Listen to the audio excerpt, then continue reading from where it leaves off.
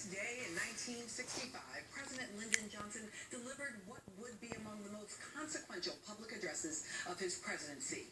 8 days after hundreds of voting rights activists in Selma, Alabama were brutally attacked on the day that would become known as Bloody Sunday, President Johnson addressed the nation and a joint session of Congress, making it clear without equivocation where he stood.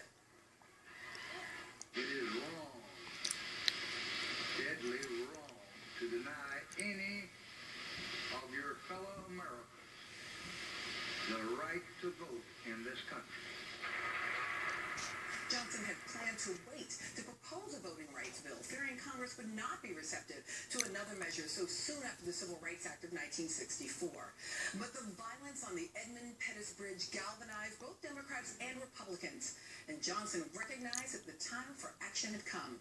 More than 70 million television viewers tuned in to hear Johnson as he spoke of the dignity of man and the destiny of democracy.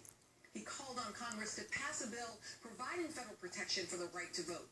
And he called on the country to embrace equal access to the ballot as not just a goal of one race, but the promise of a nation.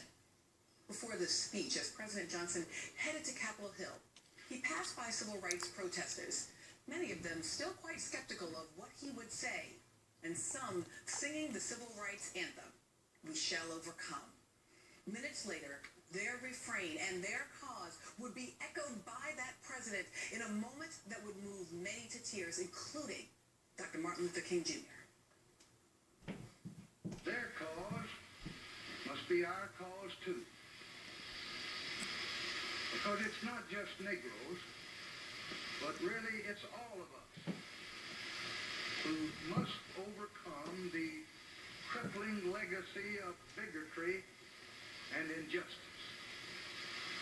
And we...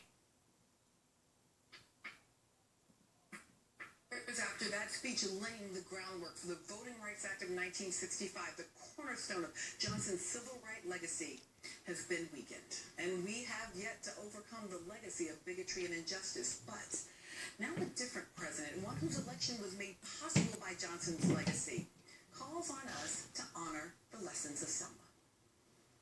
If we want to honor the courage of those who marched that day, then all of us are called to possess their moral imagination. All of us will need to feel as they did the fierce urgency of now. A reminder that the extraordinary courage of ordinary people can still inspire presidents and move a nation, just as it did on this day, March 15th, 1965. And that's our show for today. Thanks to you at home for watching. I'll see you next